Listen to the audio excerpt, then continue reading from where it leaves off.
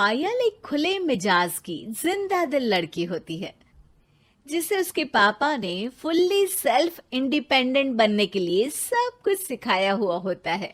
एक शाम पायल अपनी बाइक पर सीटी बजाते हुए कॉलेज से घर वापस पहुंचती है, जिसे देखते ही उसकी मम्मी गुस्से में पूरा घर सिर पर उठा लेती है।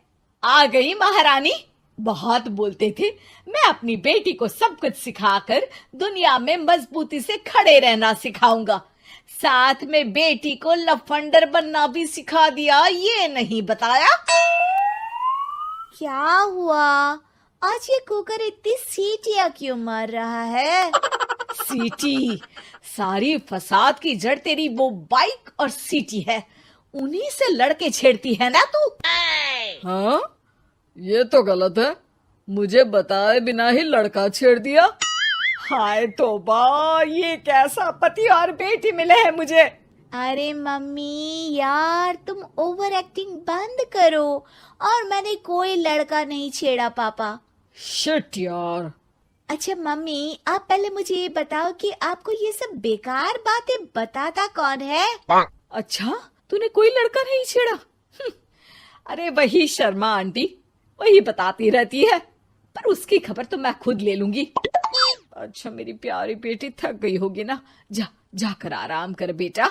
अचानक मम्मी को गर्म से नरम होते देख के पायल और उसके पापा कंफ्यूजन में एक दूसरे को देखने लगते हैं। आंखों से कुछ इशारे होते हैं और पायल वहां से चुपचाप चली जाती है। जिसके बाद रात को घर में सबके सोने के बाद दोनों पापा बेटी छत पर मिलते हैं। क्या खबर लाए हो? अरे तुम्हारी मम्मी तो हमसे भी तेज निकली, कोई खबर नहीं मिली। क्या यार पापा, पता नहीं अब मेरी मदर इंडिया कौन सा बम फोड़ेंगी। इसी के साथ दोनों अपने कमरे में वापस जाकर सो जाते हैं। अगली सुबह पायल जैसे ही कॉलेज जाने के लिए तैयार होकर कमरे से बाहर निकलती है तो उसकी मम्मी उसे लड़के वालों के सामने ले जाकर खड़ा कर देती है। जी, ये है मेरी बेटी पायल, थोड़ी चंचल है लेकिन बहुत नेक दिल और होशियार है। देखते ही देखते कुछ घंटों में पायल और शुभम का रिश्ता पक्का हो जाता है, जिसके कुछ दिनों बाद पायल शादी कर अपने ससुराल पहुंच जाती है। सोचा था मम्मी कोई बम फोड़ेंगी, पर उन्होंने तो सीधा मुझे उम्र कैद की सजा ही दे दी। बहू, अब उम्र कैद समझो या बम, रहना तो यही है, निभाना यही है, इसलिए छिछोरी हरकतें बंद करनी होगी। है? ये आप क्या बात कर रही हो? मैंने क्या किया? इतने मासूम ना बनो, मुझे तुम्हारे कारनामों के बारे में सब अच्छे से पता है। ऐसा बोलकर सास तो वहां से चली जाती है, लेकिन पायल सोच में पड़ी वहीं खड़ी रह जाती है। जिस पर शुभम उसके पास आता है। तुम मम्मी की बात का बुरा मत मानना, वो पड़ोस वाली आंटी ने उन्हें तुम्हारी बाइक चलाना, सीटियां बजाते हुए घूमना, बेधड़क सबसे बात करना वगैरह जैसी कुछ बातें बता दी है, जिसे सुनकर उन्हें गुस्सा आ गया है। पर फिक्र मत करना, धीरे धीरे साथ रहने से वो भी ठीक हो जाएंगी। Thanks for your concern, but I don't care. Payal सीधा अपने कमरे में चली जाती है। अगली सुबह कॉलेज जाने के लिए तैयार हो सीटी बजाते हुए कमरे से बाहर निकलती है, जिसे देख सास गुस्से से तिल मिला उठती है। महारानी, शादी के अगले ही दिन ये हीरोइन बनकर कहाँ चल पड़ी? और ये लफंगों की तरह सीटियां बजाना बंद करो। ये हमारा घर है, कोई सड़क नहीं जहाँ तुम आवारागर्दी करती घूमो। मम्मी जी, सीटी बजाने और कंफर्टेबल कपड़े पहनने से लोग कब से आवारा बनने लगे?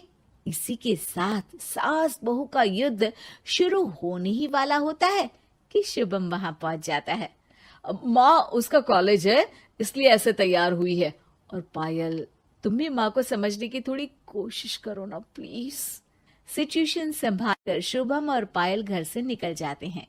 इसी तरह दिन बीतने लगते हैं, जिससे सास बहू की लड़ाइयों के बीच शुभम पिसता रहता है, लेकिन साथ ही वो दोनों एक दूसरे की आदतों को अपना भी लेती हैं। पर पायल का सीटी बजाना सास को आज भी नागवारा ही होता है। आसमान गिर जाएगा, धरती फट जाएगी, पर इसकी सीटी ना जी ना, कभी बंद नहीं होगी। अरे मम्मी जी, जब आप मेरे कुछ बोले बिना सीटी से ही समझ जाती हो कि मैं क्या बोल रही हूँ, फिर इसे बदलने की क्या जरूरत? यही तो हमारी यूनिकनेस है। पायल की बात से ज्यादा सहमत ना होते हुए भी सास हंस पड़ती है। उसी शाम पूरा परिवार घूमने जाने का प्लान बनाकर घर से निकल जाता है और उनके जाते ही घर में चोर घुस आते हैं और तभी वो सब भी दोबारा घर के अंदर आते हैं बाहर से।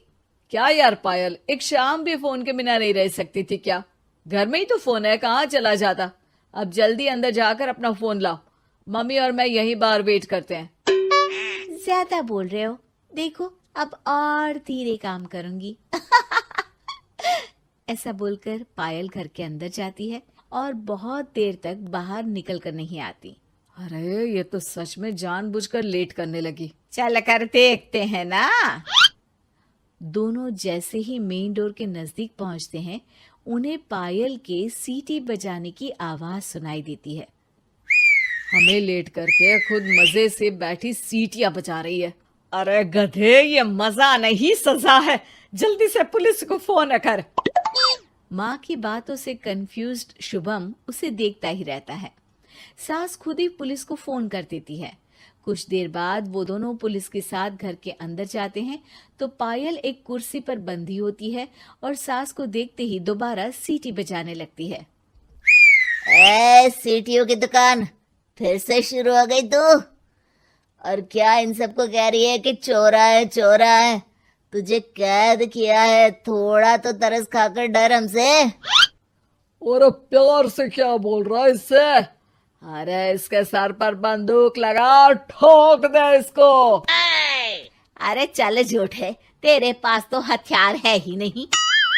सास की बात सुन वहां मौजूद सारे इंसान हैरान रह जाते हैं और पुलिस तुरंत उन चोरों को अरेस्ट कर लेती है। आपको कैसे पता कि इनके पास हथियार नहीं है? अरे सीटी नहीं तो बताया।